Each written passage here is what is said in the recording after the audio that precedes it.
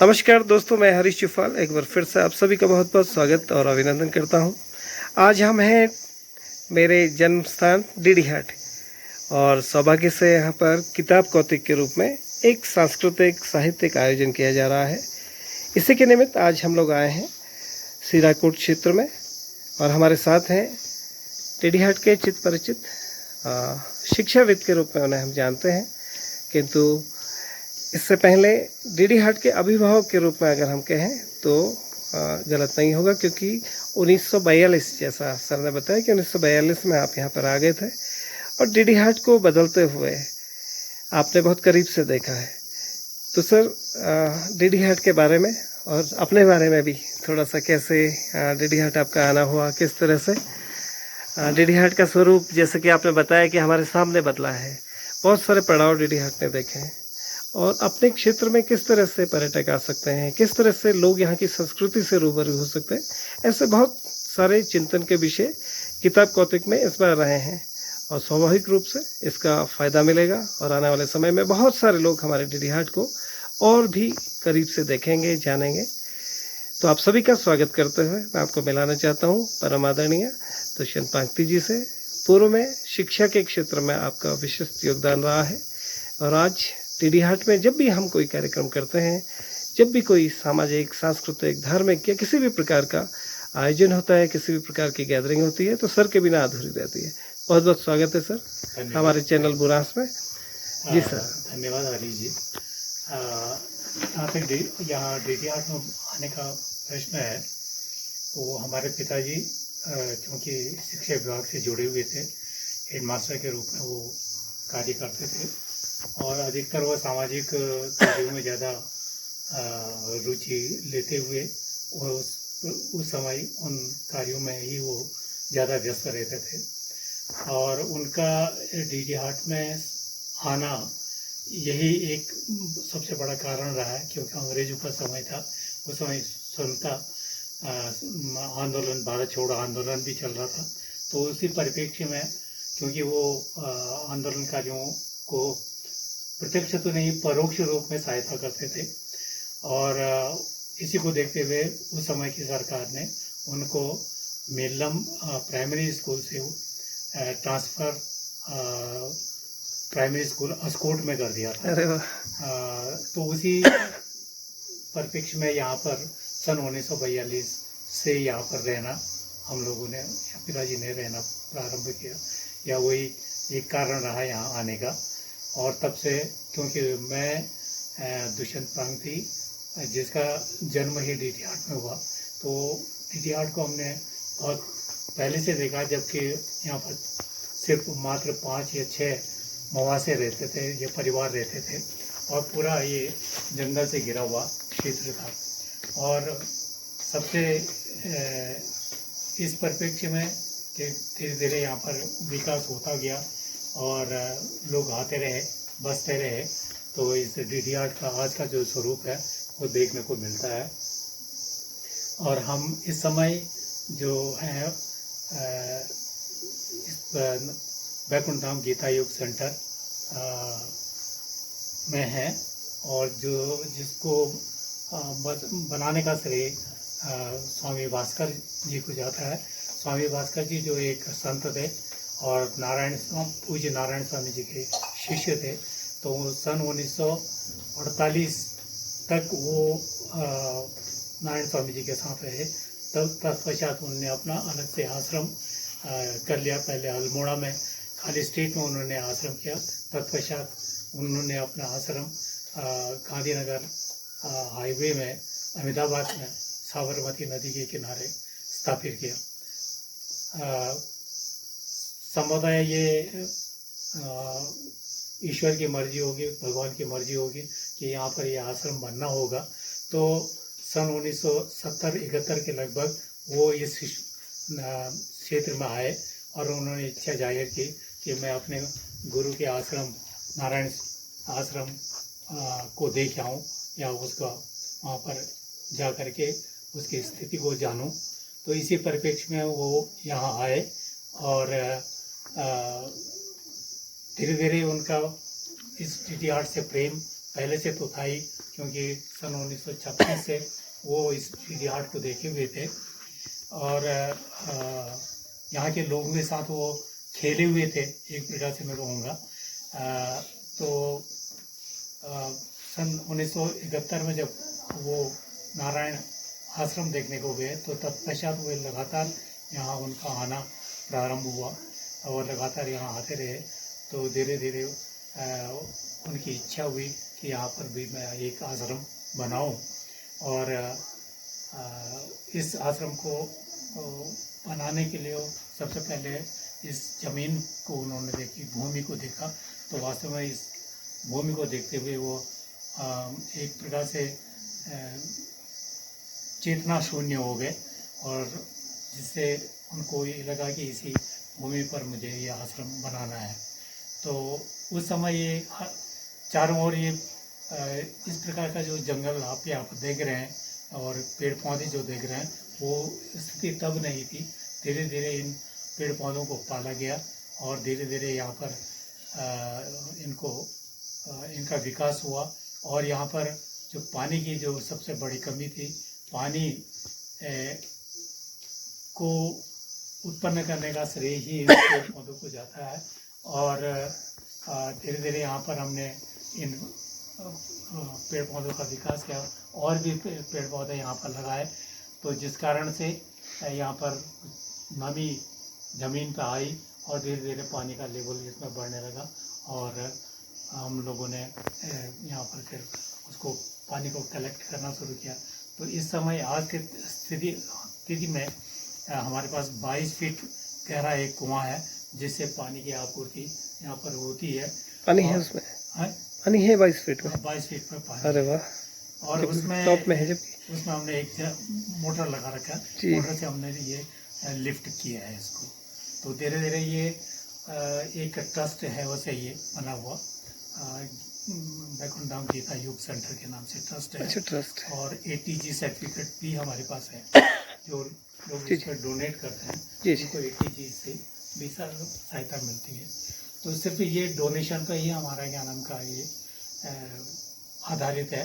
जितना भी डोनेशन मिलता है, तो जो भी आवश्यकता होती है, तो तात्कालिक आवश्यकता है, उसी के अनुसार से हम इसमें काम करते हैं। अब ये क्योंकि इसके विकास के लिए ज़रूरी है कि हम कुछ न कुछ प्रकार के कार्यकलाप यहाँ पर करें, चाहे वो पर्यटन के क्षेत्र में हो, चाहे वो किसी अन्य आध्यात्मिक के क्षेत्र में हो। तो इस प्रकार का कार्य करने का उद्देश्य हमारा है और उसको निरंतर हम करते आ रहे हैं। और आपकी जानकारी के लिए मैं ये बताऊं कि जब से परम पूज्य भास्कर स्वामी जी ने इस आश्रम की स्थापना की है, तब से निरंतर यहाँ पर हर महीने भगवान नारायण की पूजा होती है और जिसे हम सत्यनारायण कथा के रूप में कह सकते हैं। तो सत्यनारायण की कथा अभी तक निरंतर यहाँ पर चलती आई है प्रतिमा। कोई विशेष दिन? कोई विशेष और दिन? वो विशेष रूप से पूर्णिमा के दिन अच्छा। ये हम इसको करते हैं। जब आने वाली पूर्णिमा है तो उसमें भी हमें पूजा होगी।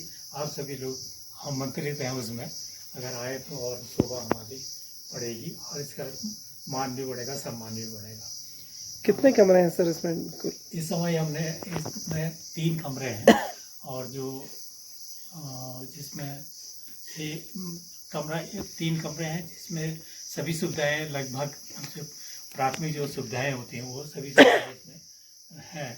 वॉशरूम वगैरह और सुविधाएं हैं और एक कॉमन हमारे पास वॉशरूम भी है, तो कॉमन वॉशरूम भी इसके साथ अटैच है। और एक हमारे पास मेन जो कुटिया है नीचे है, अभी आपको दिखाऊंगा। तो उसमें हमारा एक आध्यात्मिक जो केंद्र है, वो आध्यात्मिक केंद्र है। वहाँ पर भजन कीर्तन वगैरह होता रहता है। जब भी लोग यहाँ पर आते हैं तो वहाँ पर भजन कीर्तन का आयोजन होता है। विशेष रूप से हमारे यहाँ के जो लोकल स्थानीय जो महिलाएं हैं उनका विशेष योगदान रहता है। वो लोग आती हैं, खुद भी स्वयं भी खर्च करती है, स्वयं भी पे करती है, स्वयं भी डोनेट करती हैं और भजन भी करते हैं और इसका एक जो आध्यात्मिक शक्ति है उसको बनाए रखती है। सर कोई आध्यात्मिक अनुभूति के लिए अगर यहाँ आपके पास आना चाहे तो क्या क्राइटेरिया रहेगा? क्राइटेरिया करनी सामान्य रूप से वो आपका है, संपर्क संपर्क तो मैं मुझसे कर इसमें सकते हैं। हाँ इस ग्रुप के और माध्यम से भेजूंगा। तो संजू पंत है, उनसे भी ये संपर्क कर सकते हैं। जी तो यहाँ पर चौकीदार यहाँ पर हमारा ये जी जी प्रोग्राम है जो निरंतर इसकी सेवा करता है, इसकी देख रेख करता है। जी जी तो इससे पहले शुरू में जब था तो एक और सेवक थे हमारे डूंगरराम अल्मोड़ा के, जी उन्हें अपने ये समझिए कि वो उसने बचपन से ये एक प्रकार से स्वामी जी के साथ ही वो रहे। ये अच्छा तो एट द एज ऑफ 60-70 तक वो स्वामी जी के साथ ही रहे। जी अच्छा तो उसके बाद वो चले गए, फिर उसके बाद दूसरे सेवक के प्रताप के रूप में हमारे तो यहाँ पर रहने की व्यवस्था निःशुल्क है या फिर कुछ? और अभी तक तो निःशुल्क है। इसमें जिसकी जैसी भी श्रद्धा जी। उसमें होती है, वो डोनेशन बॉक्स यहाँ पर बना है, उस डोनेशन बॉक्स में अच्छा डोनेशन का। अन्यथा अगर वो वैसे डोनेट करना चाहते हैं तो उसके लिए रसीद वगैरह उनको मिल जी। जाती है। बहुत बढ़िया सर। डीडी हाट एक बढ़ता हुआ डेस्टिनेशन है टूरिज्म के सेंस में। विगत वर्षों में बहुत सारे प्रयासों के बावजूद डीडी हाट को वो स्थान नहीं मिल पाया जो मिलना चाहिए था। इसके बहुत सारे तकनीकी कारण हैं, क्योंकि ऑफ रूट तरह की ये डेस्टिनेशन हो गई थी। विगत दिनों देश के प्रधानमंत्री मोदी जी जब आदि कैलाश में आए तो उन्होंने आह्वान किया कि भारत का एक छोर ऐसा भी है, हमारा उत्तराखंड, जो कि 4 धाम यात्रा के लिए जाना जाता है, गंगोत्री, यमुनोत्री, बद्रीनाथ, केदारनाथ, और 5वें धाम के रूप में धीरे धीरे जागेश्वर धाम को विकसित करने की संकल्पना आजकल चल रही है। इसी क्रम में आदि कैलाश और ओम पर्वत के दर्शन करने के लिए बहुत सारे लोग आ रहे हैं। अभी हालांकि ऑल वेदर रोड का प्रयोग वे अधिक कर रहे हैं। आने वाले समय में ये सभी सड़कें चौड़ीकरण की दिशा में प्रोसेस में हैं। तो क्या संभावनाएं लगती हैं सर? क्योंकि टूरिज्म पे हम लोग ब्लॉग करते हैं, तो आने वाले समय में किस तरह से डीडी हाट को लेकर हम कल्पना कर सकते हैं? अभी 2 दिन पहले यहाँ पर पहली बार पैराग्लाइडिंग हुई है, ग्लाइडर्स घूमे हैं। पहली बार बहुत सारे ऐसे प्रयोग हुए हैं जो यहाँ हो सकते थे, लेकिन आज तक इस प्रकार का इनिशिएटिव कभी लिया नहीं या फिर परिस्थितियाँ नहीं बनी। तो सर क्या कैसे मतलब आने वाले समय में हम लोग डीडी हाट के टूरिज्म को बढ़ावा दे सकते हैं? विशेष रूप से स्वामी मलयनाथ जी का मंदिर यहाँ पर है, इसके बारे में भी थोड़ा सा जानकारी आप दे तो देंगे। ये कि स्वामी मलयनाथ जी का जो मंदिर है उन्हीं की कृपा सब पर बनी है, और उसी के कारण से ये डीडी हाट एक सुंदरता के क्षेत्र में अपना विशेष स्थान रखती है। और पर्यटन के विकास के लिए ये ज़रूरी है कि यहाँ पर जो पर्यटक के लिए एक बेसिक जो सुविधाएं होनी चाहिए वो उसका डेवलपमेंट होना बहुत ज़रूरी है। दूसरा, कनेक्टिविटी भी बहुत ज़रूरी है, ताकि पर्यटकों को आने में सुविधा हो, कोई विशेष प्रकार की तकलीफ उनको न उठानी पड़े, और आवासीय सुविधा उसको मिले। तो इसके लिए ज़रूरी कि यहाँ के लोगों को थोड़ा सा इस ओर, होम स्टे की ओर भी ज़्यादा ध्यान देना पड़ेगा, और कुछ इस प्रकार के इवेंट्स यहाँ पर डेवलप करने पड़ेंगे। जैसे इसी किताब कौतिक में देखने को मिला कि पैराग्लाइडिंग है, ये एक नया क्षेत्र है पर्यटन को डेवलप करने के लिए। इसी प्रकार से अन्य जो हैं पर्यावरण को सुरक्षित रखने के लिए जो कार्यकलाप है वो कार्यकलाप यहाँ पर हो। और जैसे कि तरुण जी हमारे साथ यहाँ पर मेरे साथ मौजूद हैं, बर्ड वॉचिंग वगैरह, वो भी एक इसका बहुत बड़ा है, क्योंकि यहाँ पर काफ़ी संभावनाएं हैं बर्ड वॉचिंग के लिए, और अच्छे मतलब जंगल भी हैं, वनस्पतियाँ भी हैं, कि बर्ड वॉचिंग के लिए एक अच्छा स्थान के रूप में ये डेवलप हो सकता है। और विभिन्न जो इकोनॉमिकली डेवलप करने के लिए जो सामान्य रूप से जो हम खेती करते आए हैं, उस ओर भी हमें पारंपरिक खेती को छोड़ करके जो इकोनॉमिक जनरेशन का जो वो खेती है उस ओर भी ध्यान देने के लिए वो क्षेत्र भी हमें डेवलप करना पड़ेगा। तो इस प्रकार से अपार संभावनाएं तो हैं। इसमें जो आसपास के जो मंदिर हैं उनको भी डेवलप किया जाए, उनमें भी कुछ इस प्रकार के कार्यकलाप कराए जाए, ताकि वो मंदिर भी डेवलप हो, उनकी महत्ता भी बढ़े, ताकि अधिक से अधिक पर्यटक यहाँ पर आए। ये मेरा विशेष रूप से प्राथमिक रूप से ये अ, विचार है। अभी हाल ही में तो कटी ये है, तो माननीय विधायक जी ने अभी हाल ही में कटी है वाली तो। जी तो फिर इसको हमने इधर से सर्वे कराई। ये था सिराकोट के जहाँ पर पैर कहते हैं ना जी जी जी जी, हाँ पीछे की ओर एक जहाँ जाती है दिया थोड़ा दूर जलाते तक। हैं हाँ जी हाँ जी स्टार्टिंग में, जी जी जी। तो वहाँ तक के लिए थी ये सर। इस कारण भी कम लोग आ पाते थे पहले, हाँ, अब इस सुविधा होने से। तो वहाँ तक के लिए थे। ये सड़क ऊपर से यहाँ तक 1 लाख रुपए हमने इसमें खर्च किया था जी शुरू में। अच्छा। जब अरे स्वामी जी थे, जी स्वामी जी ने कहा कि मेरे आश्रम में गाड़ी जानी चाहिए, अच्छा। है नहीं, ये उनको वो था। तो फिर हम लोगों ने प्रयास करके यहाँ पर ये इतनी सड़क यहाँ तक की काटी थी हमने। जी जी तो जी इसी में ये सर्विस दोबारा कराई फिर पीडब्ल्यूडी से, अच्छा। तब जाकर ये यहाँ तक डामर हो गया ये, तभी आएंगे भी लोग ना, है ना। क्योंकि जो बाहर से आएंगे। जबकि वो बजट यहीं तक खत्म हो गया, इसी आश्रम तक यही एंड पॉइंट है। अच्छा आगे के लिए बजट नहीं बचा, अच्छा तो वो आगे नहीं बन पाई फिर। अच्छा अच्छा अच्छा। लेकिन बर्ड जोन के रूप में और नेचर वॉक के लिए तो बहुत अच्छी डेस्टिनेशन है। तो इस समय हमने एक चीज़ और करी थी, ये पूरा जो ये एरिया 7-8 साल के लिए हमने टी बोर्ड को दे रखा। अच्छा सारे उनने चाय के पौधे इसमें रोपण अच्छा, प्लांटेशन भी है इसमें। प्लांटेशन है अरे वाह। पूरा। तो मैंने ये सोचा कि वो विचार था हमारा, एक तो थोड़ा सा हमें इनकम भी बिल्कुल चाहिए, सेफ्टी भी रहेगी, और दूसरा ऐसा है कि देख रेख हो जाएगी। और डेवलपमेंट हो के इसकी ब्यूटिफिकेशन भी बिल्कुल बिल्कुल, फिर चाय बागान डीडी हाट में भी है वाली बात हो जाएगी। इसकी ब्यूटिफिकेशन भी हो हाँ जी जाएगी, हाँ जी चारों हाँ ओर हरियाली जी दिखेगी जी आने वाले समय में। जी जी। और 7-8 साल के बाद वो जो भी प्रोडक्शन का 20% या 10% जो भी है वो आश्रम को तो ठीक है, आश्रम का भी डेवलपमेंट होता रहेगा, वेलफेयर का ही काम है। ये जरूरी भी है एक्चुअली। ये कर रखा है। हाँ, नहीं जरूरी भी है। हाँ मैं लूँगा। तो अब हम लोग हमारी उम्र भी क्या रहेगी, अब करने वाले बच्चे जो भी आएंगे वो करेंगे। अब इतना हमने, तब तो मैं सर्विस में था, सर्विस में रहते हुए मैंने ये सब किया। जी जी जी जी, ये चीज़ें मालूम होनी। Neat and clean, neat and clean. Washroom इधर है आगे। जी अच्छा। जो वॉशरूम सारे वैसे कितने एकोमोडेशन है यहाँ पे? 3 रूम्स बताया आपने? अच्छा 2 कमरे हैं। तो अटैच तो ये है जी वॉशरूम है, जी जी जी जी। उसमें नहीं है। अच्छा ठीक है ठीक है ठीक है। कौन नीचे यहाँ पे ना रखा जरा हमने। जी जी जी, अपना डेंस फॉरेस्ट हो गया, अब तो पानी वैसे ही आ गया होगा। अरे वाह। ये सब पाले हुए जी हैं जी बस जी यहाँ पे। इसको हम लॉपिंग करते हैं जी जी जी बहुत जी। ज़्यादा हो गया हाँ जी हाँ जी।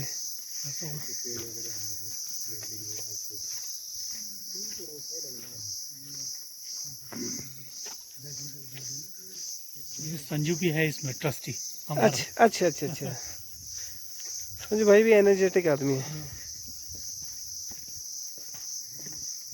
अच्छा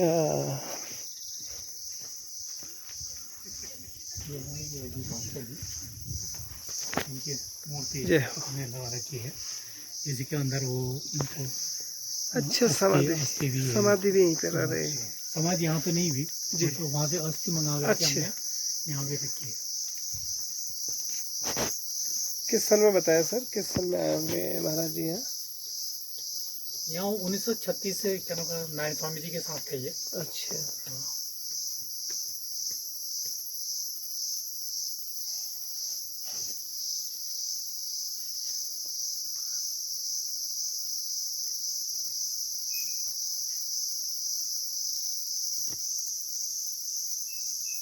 अहमदाबाद अच्छा, तो आते थे यहाँ कभी कभी? है।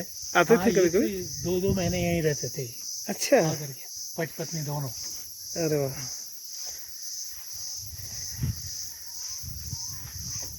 गजब है यहाँ तो बिल्कुल।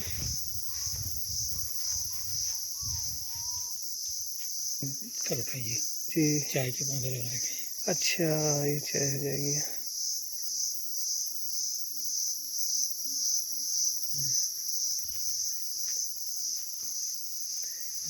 मार्केट से बिल्कुल अंदाजा नहीं आएगा कि ऐसा कुछ भी है यहाँ ना। ये वॉशरूम हमारे वॉशरूम 2 यहाँ भी है अभी। अच्छा जी जी जी। यहाँ भी है। अच्छा, ये पूजा स्थल। जी हाँ, ये मेडिटेशन वो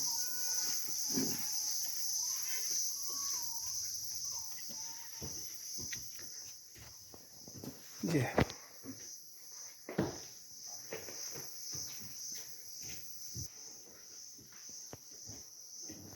हो गया, दर्शन हो गए। ये तो नारायण स्वामी जी हैं जी इधर के, ये भगवान नारायण हैं अच्छा और वो योगी भास्कर जी हैं, स्वामी जी भास्कर जी। जी जी जी जी।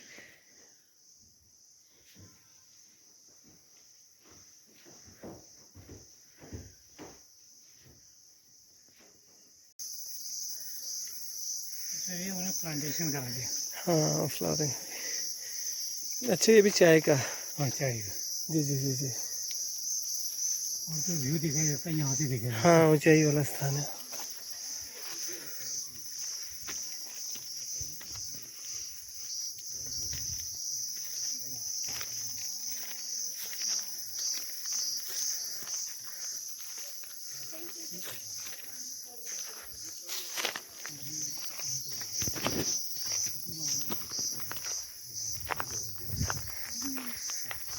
तरुण जी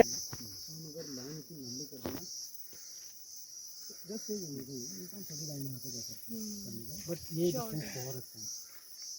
अच्छा नारायण स्वामी जी का अच्छा द्रौपदी गर्ब्याल जी। वो भी प्रिंसिपल रही हैं, जी जी जी जी अब तो रिटायर हो गई जी और बहुत सालों तक उन्होंने सेवा भी दी वहाँ जी जी। निःशुल्क अपना। तो धारचूला वाला नारायण आश्रम भी सोसा जिसे स्वामी जी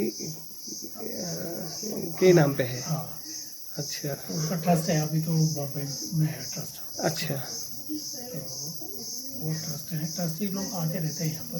जी जी जी जी तो नारायण स्वामी जी ने एक तो ये नारायण नगर इंटरमीडिएट कॉलेज खोला। सबसे पहले तो उन्होंने आश्रम बनाया ऊपर, और उस आश्रम में ये समझिए जब कैलाश यात्रा चलती थी तो जी 3 दिन तक यात्रियों को फ्री खाना खिलाया जाता। अच्छा हाँ, तो जैसे जैसे मतलब समय बीतता चला गया वो सुविधाएं सब विड्रॉ होने लगी इधर। लेकिन अभी भी काफ़ी यात्री वहाँ आते हैं, गुजरात से, अहमदाबाद से, महाराष्ट्र से काफ़ी यात्री आते हैं। अच्छा वहाँ तो मतलब ऐसा एडवांस बुकिंग करने पड़ते हैं। अच्छा यानी कि सुविधा तो है, जी जी जी जी। तो एडवांस बुकिंग करनी पड़ती उसका आर्किटेक्चर भी अपने आप में विशेष है। है। हाँ, अपने आप में आर्ट बहुत, हम्म, जबकि वहाँ वो वहीं के लोकल जो मिस्त्री हैं उन लोगों ने बनाया है। अच्छा हाँ, बाहर से कोई आर्किटेक्ट ऐसा नहीं है। डिजाइनिंग स्वामी जी स्वामी जी आपने अपने बताया कि स्वामी जी खुद ही खुद ही एक इंजीनियर थे। इंजीनियर थे, तो उनके द्वारा ही वो डिजाइन किया इसके गया। अलावा आपने बताया कमेडी देवी उसके अलावा और नारायण नगर इंटरमीडिएट कॉलेज, जी जिसका नाम बापू महाविद्यालय राजकीय इंटर कॉलेज रखा गया था पहले। जी तो उनका विचार ये था कि इसको महाविद्यालय बनाया जाएगा, अच्छा इसीलिए उसका नाम बापू, बापू के बाद वो थे वो जी मानने जी वाले, जी जी तो बापू महाविद्यालय राजकीय इंटरमीडिएट कॉलेज रखा है। जी जी राजकीय इंटर कॉलेज तो बाद में हुआ, जब स्वामी जी की तबीयत बिगड़ने लगी तब जाकर के इसको इसका प्रांतीयकरण किया गया ना, जी जी प्रोविंशलाइजेशन किया गया, तब राजकीय इंटर कॉलेज तब हुआ। पहले तो बापू महाविद्यालय इंटर कॉलेज जी जी नारायण नगर के नाम से था वो। जी जी तो इसके अलावा नारायण स्वामी जी ने कमेडी देवी में संस्कृत विद्यालय एक खोला था, और इसके अलावा जाड़ा पानी बेरीनाग में एक प्राइमरी स्कूल को भी बनाने में उनका श्रेय है। और इसके अलावा उस समय जो जिला अस्पताल था, सबसे पहले उन्होंने एक एक्सरे मशीन भी डोनेट की, इसके साथ साथ उसको चलाने के लिए जनरेटर भी दिया था। अच्छा हाँ, बताइए उस समय में। और इसके अलावा ऊपर पोस्ट कैलाश कहलाता था पोस्ट ऑफिस खोलने का, कि उस इलाके में कोई पोस्ट ऑफिस तब नहीं था, तो अपनी जान पहचान या अपने उसके उससे उन्होंने वहाँ पर एक पोस्ट ऑफिस का भी की स्थापना की थी, और जैसे पोस्ट कैलाश के नाम से जाना जाता है, अभी भी वो पोस्ट कैलाश अच्छा। ही कहलाता है। अच्छा वो नारायण आश्रम के बिल्कुल जी जी जी जी अच्छा नजदीक है वो। जी जी और इसके अलावा जयकोट में प्राइमरी स्कूल खोलने का भी, जयकोट नारायण आश्रम के ठीक नीचे ढलान पे है, और वहाँ पर भी ये प्राइमरी स्कूल उन्होंने खोला है। तो इसके अलावा अन्य कई सामाजिक कार्यों में, किसी की शादी है, किसी की सामाजिक अधिकारी हैं उनमें काफ़ी सहायता पहुंचाते थे बहन सब। किताब कौतिक के बहाने आज दोस्तों वैकुंठ धाम जाना हुआ और आदरणीय दुष्यंत पांगती जी ने बहुत ही विस्तार के साथ बताया कि किस प्रकार से इस आश्रम की स्थापना हुई और किस प्रकार इसका रख रखाव एक ट्रस्ट के माध्यम से होता है। और वर्तमान में यहाँ पर 3 कमरे हैं। अगर कोई अतिथि यहाँ पर आना चाहे तो वे आ सकते हैं। निःशुल्क सुविधा है। अपनी इच्छा अनुसार वे ट्रस्ट को कुछ दान कर सकते हैं और इसके सहयोगी बन सकते हैं। तो ये था हमारा आज का वीडियो। आशा है आप सभी को पसंद आया होगा। आप सभी से हमारा निवेदन रहेगा कि हमारे चैनल बुरांस को अधिक से अधिक लाइक, शेयर और सब्सक्राइब कर दीजिए, ताकि इस प्रकार के खूबसूरत प्रोजेक्ट वीडियो लेकर हम आपके बीच आते रहेंगे। आप सभी का बहुत बहुत धन्यवाद।